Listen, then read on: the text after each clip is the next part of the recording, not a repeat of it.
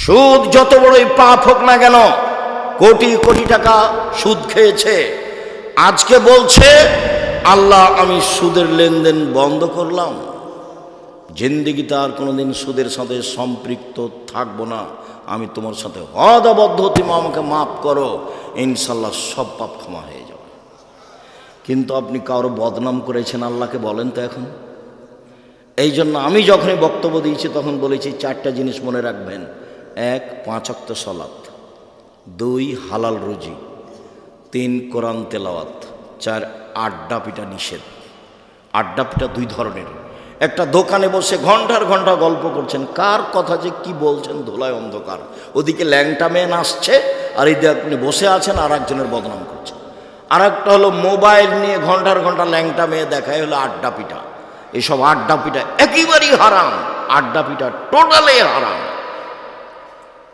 আড্ডা পিটা চিরদিনের জন্য হারাম। এক রাহুল কালামাবাদ, এই ছেলে তোমরা দাঁড়িয়ে কেন? যদি জায়গা না থাকে বসার সেটা ভিন্ন কথা, আপনারা যারা দাঁড়িয়ে আছেন দয়া করে বসে কিছুক্ষণ কথা শোনেন, আপনার বিরক্তির আগে আমরা কথা শেষ করবো ইনশাআল্লাহ। যারা সামনে বসে আছেন বসে থাকা দেখে ভালো। এই তুমি দাঁড়িয়ে আছো কেন? ওখানে কি করছো তুমি? মানুষের তোমার দাঁড়িয়ে থাকাতে কষ্ট পাচ্ছে, এটা বুঝতে চাও না তুমি? বাস তুমি মেশিন ঠিক করেছো, প্রথমে 1 মিনিট ঠিক করে তুমি বসে থাকো। রাসূল সাল্লাল্লাহু আলাইহি ওয়াসাল্লাম যখন কথা বলতেন তখন সাহাবীগণকে বসতে বলতেন, এইটাও সুন্নাত। কি করবে এভাবে মারামারি করে, দাপট দেখে, ক্ষমতা দেখে, মানুষকে অপমান করে, মানুষকে জেল হাজতে দিয়ে কি করবে? মরলেই জাহান্নাম। যারা দাপট দেখাচ্ছে, যারা ক্ষমতা দেখাচ্ছে, যারা মানুষকে অপমান করছে, যারা মানুষকে জেল হাজতে দিচ্ছে, এদের মরার পরই জাহান্নাম। ও হলো জালেম। আর জুলুম খুব কঠিন জিনিস, বিচারও পরে হবে। যারা যাকাত দেয় না তাদের বিচার পরে হবে কেন? ওরাও জালেম। কিভাবে জালেম হলো ওরা? ওরা ফকির মিসকিনের প্রতি জুলুম করেছে, ফকির মিসকিনের হক দেয়নি। ধনী মানুষ কার টাকা মেরে খেয়েছে? ফকির মিসকিনের। যেহেতু ধনী মানুষ ফকির মিসকিনের টাকা মেরে খেয়েছে, কাজে ও জালেম, এখন আর বিচার পরে হবে। আল্লাহ রাসূল বলছেন তার বিচার পরে হবে, হাত্তা ইউকযাবা নাস। সব মানুষের যখন বিচার হয়ে যাবে তখন ধনী মানুষের বিচার হবে। কিভাবে যে হবে আল্লাহই ভালো জানে। তো বুঝাতে হবে কঠিন, সব টাকা বুঝাতে হবে কিভাবে আয় হয়েছে, সবটাই বুঝাতে হবে কিভাবে ব্যয় হয়েছে। এই ছেলে শোনো, টাকা ইনকাম করবা ব্যবসা করে, উপার্জনের 4টা পথ। একটা দিন মজুরি, সন্ধ্যায় টাকা শেষ। একটা চাকরি, 25 দিনে টাকা শেষ প্রায়। আর একটা হলো জমি চাষ, সমান সময় না হয় লস, সমান সমান না হয় লস। 4 ব্যবসা। রাসূল সাল্লাল্লাহু আলাইহি ওয়াসাল্লাম বলছেন সত্যবাদী বিশ্বস্ত ব্যবসায়ীরা নবীগণের সাথে জান্নাতে থাকবেন। কি আবার অবাক কথা! আল্লাহ রাসূল বলেছেন 2টা মেয়ে লালন পালন করলে নবীর সাথে থাকা যায় এভাবে। তখন বাপ মনে করেছে যে আমার তো 2টা মেয়ে, তো আমি বিবাহ শাদী দিয়ে দিয়েছি, 2টা কেন, আমার 5টা মেয়ে। বাপও খুব খুশি। কিন্তু আল্লাহ রাসূল যে এইভাবে বলেননি। আল্লাহ রাসূল বলেছেন ফাআল্লামাহুন্না, মেয়েকে বিদ্যা শিখিয়ে দিল। 2 আদ্দাবাহুন্না, তাকে শিষ্টাচার শিখিয়ে দিল। আহসানা ইলাইহিন্না, তার সাথে সদাচরণ করলো। ওয়াজাওয়াজাহুন্না, তার বিবাহ শাদী দিয়ে দিল। সেই বাপ আমার সাথে জান্নাতে এভাবে থাকবে। তো আপনার মেয়েকে শিক্ষা দিয়েছেন কি যে শিক্ষা দিয়েছেন, তার নখটা বড় আছে, বলেন তো এটা কোন শিষ্টাচার? তার নখে নেইল পালিশ আছে, বলেন তো এটা কোন শিষ্টাচার? নেইল পালিশ তো ইহুদি খ্রিস্টানদের পতিতালয়ের মেয়েদের বৈশিষ্ট্য। ইহুদি খ্রিস্টানদের পতিতালয়ের মেয়েরা নখে নেইল পালিশ দেয়। আপনার মেয়ের কপালে টিপ আছে। হিন্দু মেয়েদের বিবাহ করার 10টি পদ্ধতি আছে, তার একটি পদ্ধতির নাম রাক্ষসী বিবাহ। মেয়ের পিতা বিবাহ দিবে না, আপনি জোর করে বিবাহ করবেন তো কপালে টিপ দিতে হবে, তাহলে বিবাহ হয়ে গেছে। সেই টিপ এসেছে হিন্দুদের পক্ষ থেকে। বলেন আপনি মেয়েকে কি শিষ্টাচার শিখালেন? আপনার মেয়ে পরচুলা ব্যবহার করে, বড় খোপা দেখাই, বলেন কি শিষ্টাচার শিখালেন? ভুরু তোলে চিকন করে রেখেছে, এইটা কি শিষ্টাচার? দাঁত ছিলে ফাঁকা ফাঁকা খোলা খোলা করে রেখেছে, এটাই কি শিষ্টাচার? উঁচু স্যান্ডেল পরে নিজেকে লম্বা দেখাই, এটাই কি শিষ্টাচার? ব্রেসের পরে নিজেকে যুবতী দেখাই, এটাই কি শিষ্টাচার? সামনের চুল ছোট করে রেখেছে, এটাই কি শিষ্টাচার? আস্কারা মাস্কারা কি কি মুখে লাগিয়ে ভ্যানে ঘুরছে, ভ্যানে চড়ে, ভ্যানওয়ালা কি স্বামী, রিক্সাওয়ালা কি স্বামী, সেভাবে ওভাবে ঘুরছে, এটাই কি শিষ্টাচার? ভ্যানিটি ব্যাগ নিয়ে সিরাজগঞ্জ বাজারে চলে গেছে, এটাই কি শিষ্টাচার? কোনটা শিষ্টাচার?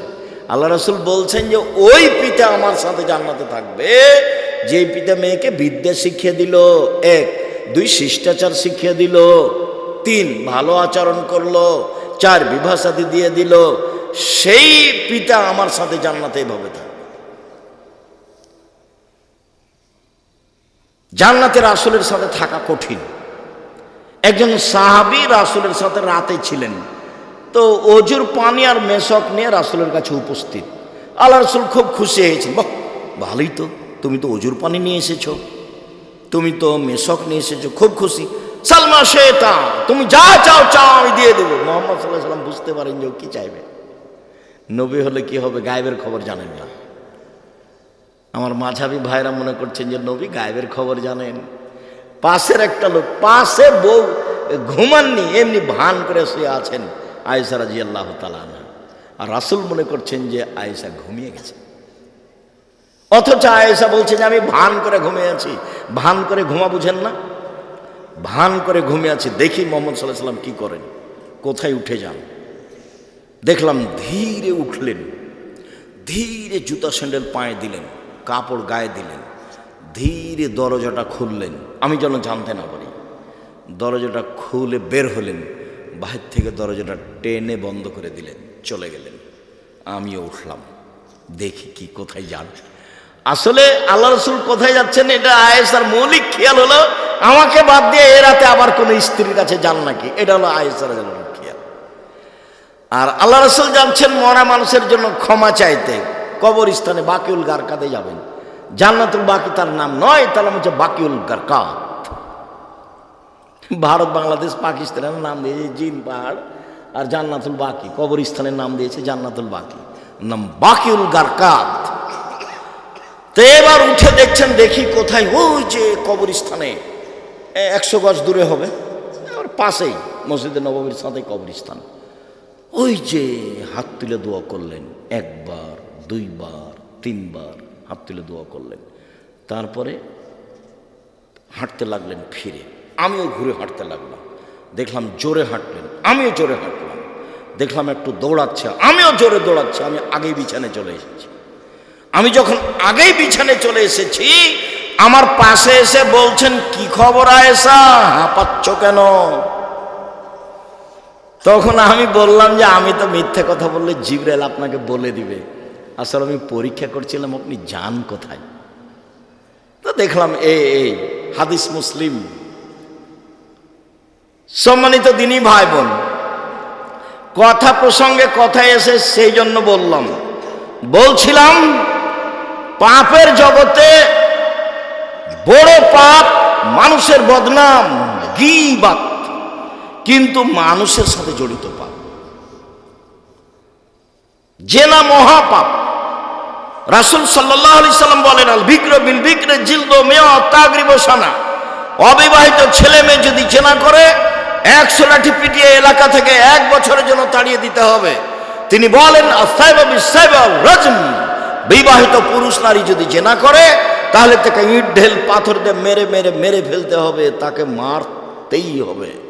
বিবাহ করার পরে জেনায় লিপ্ত হলে তার বেঁচে থাকার পৃথিবীতে কোনো পথই নেই। 3 শ্রেণীর মানুষকে হত্যা করতে হয়, 2 শ্রেণীর মানুষের বাঁচার পথ আছে। 1, কেউ বললো আমি কোরআন মাজিদ মানি না, তাহলে ও মোরতাদ, সরকারিভাবে তাকে হত্যা করতে হবে, সরকারিভাবে তাকে ফাঁসির মঞ্চে নিয়ে যাওয়া হয়েছে, ফাঁস গলায় দেওয়া হবে। ও বলছে আমার ভুল হয়েছে, আমার ভুল হয়েছে, আমার ভুল হয়েছে। কোরআন মাজিদ আল্লাহর বিধান, আল্লাহর কালাম, আমি ভুল স্বীকার করলাম, তখন তাকে ফাঁস থেকে নামিয়ে নিতে হবে। পাপ ছিল হত্যার। 2, কেসাস। আপনি আমাকে হত্যা করেছেন, আমার বাপ আপনাকে হত্যা করে নেবে, এর নাম কেসাস। কোরআন মাজিদে উল্লেখ হয়েছে আয়াত, কত হাদিস। এখন আপনার কেসাস হিসেবে আপনাকে ফাঁসির মঞ্চে নিয়ে যাওয়া হয়েছে, আপনি আমাকে হত্যা করেছেন, এখন আপনার গলায় ফাঁস দেওয়া হবে। তখন আমার বাপ মা চিল্লাচিল্লি করে বলছে, আমরা মাফ করে দিলাম, কেসাস নেব না, আমরা মাফ করে দিলাম, কেসাস নেব না। তাহলে তাকে ফাঁস থেকে নামিয়ে নিতে হবে। পাপ ছিল হত্যার যোগ্য, কিন্তু ফাঁসি হলো না। 3, বিবাহ করার পরে যদি কেউ জিনায় লিপ্ত হয় তাহলে তাকে ইট ঢেল পাথর দিয়ে মেরে মেরে মেরে ফেলতে হবে, ফাঁসি দিতে হবে। বেঁচে থাকার পৃথিবীতে কোনো পথঘাট নেই। 1 মিনিট। গামেদ সম্প্রদায়ের একজন মহিলা এসে বলছে আল্লাহ রসুলকে, তাহির নিয়া রাসূল আল্লাহ রাসূল আমাকে পবিত্র করেন। মহিলা এসে বলছে, তখন আল্লাহ রসুল বলছেন, ইরজাই, বাড়ি ফিরে যাও, আস্তাগফিরুল্লাহ, আল্লাহর নিকটে ক্ষমা চাও, ও তুবি ইলাইহি, তুমি তওবা করো, তোমার পাপ ক্ষমা হয়ে যাবে। তখন মহিলাটি বলছে, আত্মরাত্তেদেন কামারা দাদা মাইজুবনে মালিক, মাইজুবনে মালিককে যেভাবে ফিরিয়ে দিয়েছিলেন তার বিচার না করে সেইভাবে কি আপনি আমাকে ফিরিয়ে দিতে চাচ্ছেন? ওয়ান্না হবলা মিনা জিনা, আমার পেটে অবৈধ সন্তান রয়েছে, দয়া করে বিচার করে দেন, আমাকে ফিরিয়ে দিয়েন না। আল্লাহ রসুল বললেন, ইরজাই হাতা তালে দি, বাড়ি চলে যাও, যেদিন তোমার বাচ্চা প্রসব হবে সেদিন এসো, বিচার করে দেব।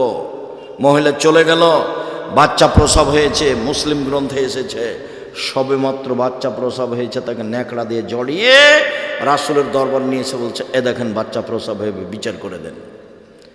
দৃশ্য দেখে আল্লাহ রসুল অবাক হয়ে বলছেন, ইরজাই, বাড়ি ফিরে যাও, ফারদেই হে, বাচ্চাকে দুধ খাওয়াও, হাত্তা তাফতেমি হে, যেদিন বাচ্চা দুধ ছেড়ে দেবে সেদিন নিয়ে আসিও, বিচার করে দেব। মহিলা বাচ্চা নিয়ে চলে গেল, বাচ্চাকে 2 বছর দুধ পান করালো। 2 বছর পরে বিচারালয় উপস্থিত। তখন বাচ্চার হাতে এক টুকরা রুটি রয়েছে, এই রুটি প্রমাণ করে বাচ্চা খাদ্য খেতে পারে। ফাওয়াসাদাহু বেদ রাজুলিন মিনাল মুসলিমিনা, বাচ্চাটাকে একজন মুসলমানের হাতে সমর্পণ করলেন আল্লাহ নবী। যাও, এই বাচ্চা তুমি লালন পালন করো। সঙ্গী সাথী, এই যাবো বেহা, মহিলাকে মাঠে নিয়ে যাও। আহফিরুল্লাহ সাদরিহা, মাঠে নিয়ে গিয়ে গর্ত খুঁড়ে বুক পর্যন্ত মাটিতে পুঁতে দাও। ফারজেমুহা, এরপরে চতুর্দিক থেকে ইট ঢেল পাথর মেরে মেরে তাকে বিদায় করো। সাহাবীগণ বলছেন, আমরা তাকে মাঠে নিয়ে গেলাম, গর্ত খুঁড়ে বুক পর্যন্ত মাটিতে পুঁতে দিলাম, চতুর্দিক থেকে ইট ঢেল পাথর মারতে লাগলাম। খালিদ বিন ওয়ালিদ বলছেন, একটা পাথর আমি তার মুখের উপরে মারলাম। ফাতালাজ্জাহ দাম আলা ওয়াজহি খালিদ, পাথরটা মুখে লেগে মুখ ফেটে রক্ত ছিটে খালিদের গায়ে লাগলো। ফাসাব্বাহা, খালিদ তাকে গালি দিয়ে বসলেন, এমনটা হতে পারে? ছি ছি ছি ছি ছি ছি, একজন জেনাকারিনী মহিলার গায়ে রক্ত আমার গায়ে লাগলো, এমনটা কিছু হতে পারে? আল্লাহ রসুল বলেন, মারে না খালিদ, খালিদ থামো, গালি দিও না। লাকাত তাওবা তাওবাতান লা তাওবা সাইব মাকসাল্লাহ গফিরালাহু, এ মহিলা এত ক্ষমা চেয়েছে, এ মহিলা এত তওবা করেছে, এ মহিলা এত ক্ষমা চেয়েছে, এ মহিলা এত তওবা করেছে। যদি বড় থেকে বড় পাপী এভাবে তওবা করে, তবে তার পাপ ক্ষমা হবে। খালিদ, একে গালি দিও না। আবার তিনি বলেছেন, খালিদ, মদিনার লোককে যদি তার তওবা ভাগ করে দেওয়া হয়, সবার পাপ ক্ষমা হয়ে যাবে। তারপরে তিনি তার জানাজা করলেন, কাফন দাফন করলেন। তার মানে তিনি ঘোষণা দিলেন তার পাপ ক্ষমা হয়ে গেছে। 1, 2, জানাজা করলেন মানে তার পাপ ক্ষমা হয়ে গেছে।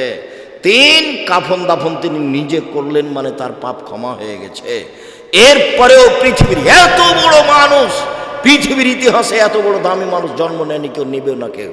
বিচারের মাঠে তিনি যা বলবেন তাই হবে। তার নাম মুহাম্মদ সাল্লাল্লাহু আলাইহি সাল্লাম। এত বড় মানুষ বুঝতে পারলেন তার পাপ ক্ষমা হয়ে গেছে, কিন্তু তাকে মাফ করতে পারলেন না। যাও, তোমার বিচার হবে না, তোমার তওবা কবুল হয়ে গেছে, তোমার শাস্তি হবে না, এই কথা তিনি বলতে পারলেন না। মানে তিনি শরীয়তের কাছে নিজেই জিম্মি। মানে বিবাহ করার পরে কেউ যদি জেনায় লিপ্ত হয়, তাহলে তার বেঁচে থাকার পৃথিবীতে কোনো পথ নেই। এরপরেও যদি বিচার না হয়, আল্লাহর কাছে যদি কান্নাকাটি করে ক্ষমা চায়, তাহলে এই পাপ ক্ষমা হবে ইনশাআল্লাহ। কিন্তু যার বদনাম করেছেন দোকানে বসে, সেই পাপ আল্লাহর কাছে ক্ষমা চান দেখি। বুঝাতে পারিনি গীবাত কাকে বলে। যদি আমি বুঝাতে না পারি তাহলে আমার ব্যর্থতা। কথা সত্য, কিন্তু আপনাকে বুঝাতে পারলাম না। আমি বলেছি, জিন্দেগিতে কখনো আর ওই দোকানের সামনে বসবেন না। আড্ডা পিটা চিরদিনের জন্য হারাম। 2 জন যেখানে আছে সেখানে যাবেন না। জমি চাষ করে খান, উপার্জনের পথ চারটে, দিন মজুরি করে খান, বাস সন্ধ্যায় সময় শেষ, মরে গেলাম, দুনিয়া শেষ। তারপরে আপনি চাকরি করে খান, ছোট হোক বড় হোক যেটাই হোক না কেন বৈধ, জমি চাষ করে খান, ব্যবসা করে খান। আমি কলার বিক্রি করে চকলেট বিক্রি করে খেতে হবে এই কথা আমি বলিনি। আমি চকলেট বিক্রি করে খেতে হবে মানে বলেছি কম থেকে কম পয়সার ব্যবসা করো।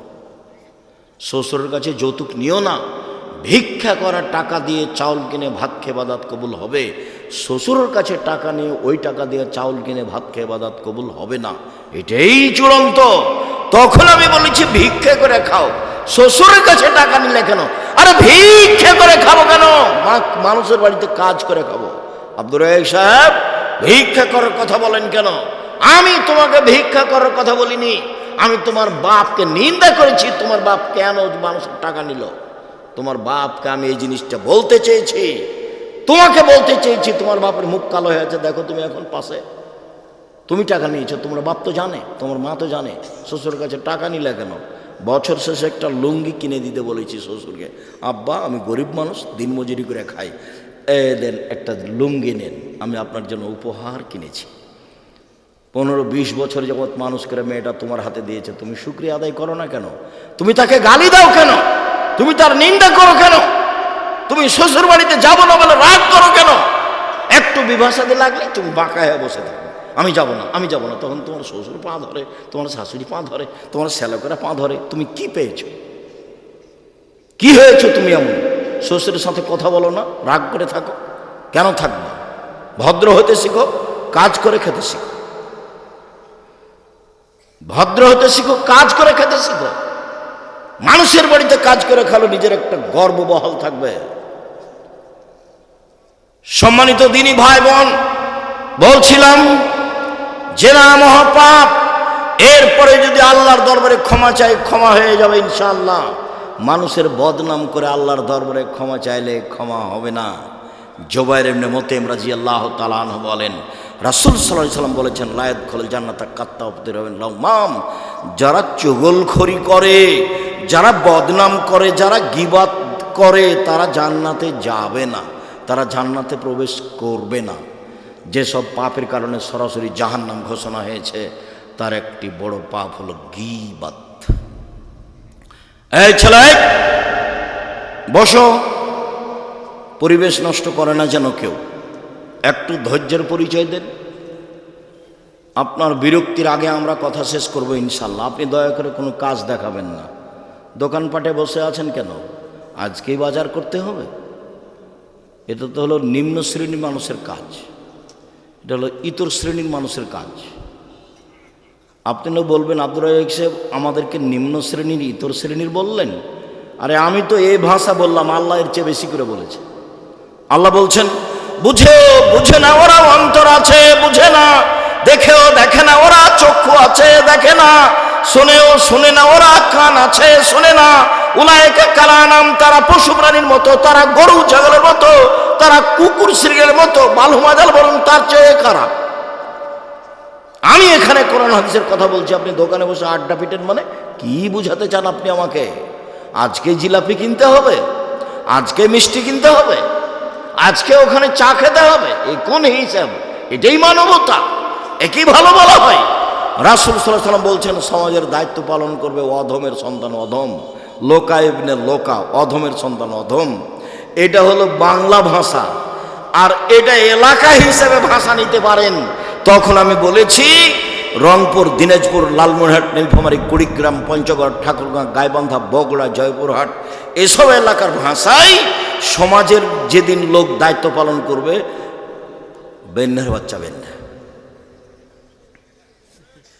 আর চাঁপাইনবাবগঞ্জ, রাজশাহীর ভাষায় ছোট লোকের বাচ্চা ছোট লোক।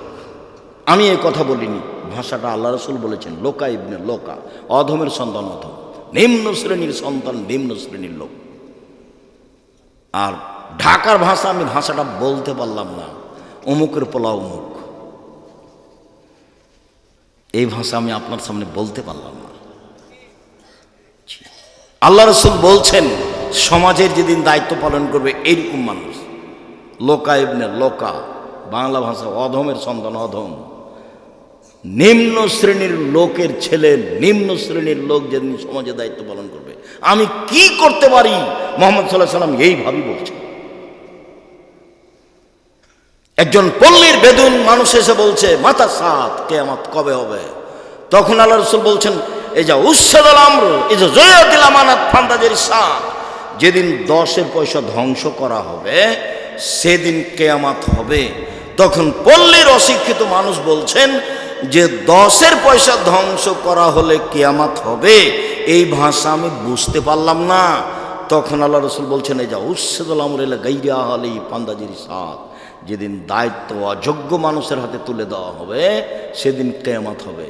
হেডমাস্টার অযোগ্য, হেড মাওলানা অযোগ্য, প্রিন্সিপাল অযোগ্য, ভাইস চ্যান্সেলর অযোগ্য, জেল সুপার অযোগ্য, মেম্বার, চেয়ারম্যান, এমপি, মন্ত্রী, ডিসি, এডিসি, দায়িত্বশীল যে যেখানে দায়িত্ব পালন করে যখন অযোগ্য হবে তখন কিয়ামত হবে। সবাই আত্মসাৎ করবে, টাকা মেরে খাবে, সেদিন কিয়ামত হবে। দেখেন, মরণ একদিন আসবে, বইয়ে বইয়ে বিস্তারিত লিখে রেখেছি সব। জেনা এমন ভাবে বেড়ে যাবে, গাধা যেমন গাধীর সাথে মিলে লজ্জা বোঝে না, ষাঁড় যেমন গাভীর সাথে মিলে লজ্জা জানে না, মানুষ সেদিন খোলা মাঠে জেনা করবে, লজ্জা বুঝবে না। জেনা মানুষের কাছে পাপের কাজ নয়। 3টা পাপের কারণে ভূমিকম্প হবে, ভূমিকম্পে মানুষ আতঙ্কিত। 3টা পাপের কারণে ভূমিকম্প হবে। 3টা পাপের কারণে সন্ধ্যায় ছিল মানুষ, সকালে হবে শোর বানর, সন্ধ্যায় থাকবে মানুষ, সকালে হবে শুক্র বানর। সব সমস্যা নেমে আসবে 3টা পাপের কারণে। এক, এই যে সারিবুল খমুরা, মানুষ যখন নেশাদার দ্রব্য পান করবে তখন 3টা বিপদ নেমে আসবে। তার একটা হলো ভূমিকম্প। 2, জাহরাতুল কায়নাত, মেয়েরা যখন নাচবে, সব মোবাইলে মেয়ে নাচে, সব দোকানে মেয়ে নাচে, প্রায় সব বাড়িতে মেয়ে নাচে, প্রায় সব ঘরে মেয়ে নাচে। ভূমিকম্প তো স্বাভাবিক ব্যাপার। মেয়েরা যখন নাচবে তখন ভূমিকম্প হবে। জারাবুবিল মাযিব, যখন বাদ্যযন্ত্র বাজবে, সব মোবাইলে বাজনা বাজে, সব দোকানে বাজনা বাজে, প্রায় সব বাড়িতে বাজনা বাজে। ভূমিকম্প দেরি হচ্ছে, এটাই আলহামদুলিল্লাহ। রাসূল সাল্লাল্লাহু আলাইহি ওয়াসাল্লামের কথা অনুযায়ী দেরি হওয়ার কথা নয়। সম্মানিত দিনী ভাই বোন, বলছিলাম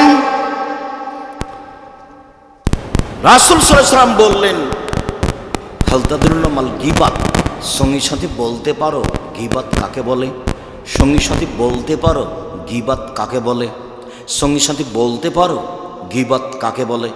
তখন আল্লাহ রাসূল বলছেন, সাহাবীগণ বলছেন, আল্লাহ রাসূল আলাম, আল্লাহ এবং আল্লাহ রাসূল ভালো জানেন গীবাত কাকে বলে, আমরা বলতে পারছি না। তখন আল্লাহ রাসূল বলছেন, যিকরুকা আখাকা বিমাকরাহ, তুমি তোমার ভাইয়ের কথা বলছো, ও যদি শুনতে পাই, তাকে যদি খারাপ লাগে, এটাই হলো গীবাত। শোনো, তুমি কারো কথা বলছো, ও যদি শুনতে পাই, তাকে যদি খারাপ লাগে, এটাই হলো গীবাত। আল্লাহ রাসূলের মুখের ভাষা। আল্লাহ রাসূল গীবাতের সংজ্ঞা দিচ্ছেন। পৃথিবীর মানুষ শুনে রেখো, তুমি কারো কথা বলছো, ও যদি শুনতে পাই, তাকে যদি খারাপ লাগে, এটাই হলো গীবাত। এই পর্যন্ত আল্লাহ রাসূল বলতেই সাহাবীগণ বলে উঠলেন, আরে তাই ইনকানা ফিয়া মাকুলো, আল্লাহ রাসূল যদি চুরি করে থাকে, আমি বলি চোর, তাহলেও কি গীবাত? আল্লাহ রাসূল যদি জেনা করে থাকে, আমি বলি জেনাকার, তাহলে কি গীবাত? তখন আল্লাহ রাসূল বলছেন, শোনো, ইনকানা ফিয়া মাতাকুল্লু ফাকা দিগতাবতাহু, ও যদি চুরি করে থাকে তুমি বলো, তাহলে গীবাত। ও যদি জেনা করে থাকে তুমি বলো, তাহলে গীবাত। অন্য মেকুন মাতাকুল্লু ফাকা বাহাতাহু, আর ও যদি না করে থাকে তুমি বলো, তাহলে অপবাদ। ও যদি না করে থাকে আর তুমি বলো, তাহলে অপবাদ। গীবাতের ক্ষমার পথ হলো হাত ধরে ক্ষমা নিতে হবে, 1। 2 হলো, যদি হাত ধরে ক্ষমা না নেন, বিচার মাঠে নেকি দিয়ে বুঝিয়ে দিতে হবে। কয়টা নেকি করেছেন? আব্দুর হিসাব যখন নেকি থাকবে না, তখন কি হবে? তখন আল্লাহ রাসূল বলেছেন, ওর পাপ গীবাত পরিমাণ নিতে হবে, দিয়ে ও জান্নাতে চলে যাবে, আর এ যাবে জাহান্নামে। এটা বিচারের পদ্ধতি। আর যদি অপবাদ হয়, তাহলে 80 লাঠি। যদি অপবাদ হয়, তাহলে কত লাঠি? 80 লাঠি ছাড়া আপনি পবিত্র হবেন না। কেন আপনি দোকানে বসতে গেলেন? আপনাকে আমি কতবার বলেছি, দোকানের সামনে যাবেন, আসসালামু আলাইকুম, আহমদ লবণ আছে? জি আছে, 1 কেজি লবণ দাও। আমার মরিচ আছে, যে আছে 200 মরিচ দাও, বাস নেওয়া শেষে, টাকা দেওয়া শেষে, আসসালামু আলাইকুম। ওখানে আপনি বসলেন কেন? আপনাকে যে আমি বলেছি দুইজন যেখানে বসে আছে সেখানে বসবেন না। আর আপনার বাড়িতে কোনো মহিলা মানুষ গেছে ধান চাউল কর্জ নিতে, তখন গিয়েই বলছে, আর শুনেছো বুবু চাঁপে নাও যে ভাষা, এখন এই সিরাজগঞ্জে বুবু বলে কিনা আমি জানি না, শুনেছো বুবু এই এই এই ঘটনায় অমুক মেয়ের কথা শুনেছ, তখন আপনার স্ত্রী বলে চুপ থাকেন, মুখ খুলবেন না। মানুষের বদনাম করেন কেন? আর একবার মুখ খুললে আপনাকে আমি চাউল কর্জ দেবো না, জান। আর আপনার ওই স্ত্রীর যদি স্বভাব হয়, কি বলো তো একটু বসেলে, আরে বসো, পরে আগে বলো না, তাহলে কি হবে? গীবাত আবার শুনতে ভালো লাগে। আর যে শত্রু পক্ষ, ওর যদি গীবত হয় আরো ভালো লাগে। আর এমন শান্তি পায়, ও যদি বিপদে পড়ে তাহলে বলে ঠিক হয়েছে। বিপদগ্রস্ত ব্যক্তি যদি শত্রু হয় তাহলে খুব খুশি। আমি নিজে চোখে গরু জবাই করতে দেখেছি, যে খুশি হয়েছে তাকে কি জবাই করতে দেখেছি? গরু জবাই করতে দেখেছি। কেন? ও বিপদে পড়েছে সেই জন্য। আর দুই ভাই গন্ডগোল করে ঢেঁকি কেটে ভাগ করে নিচ্ছে, এটা আমার চোখের সামনে। ঢেঁকি কেটে কি করেছে?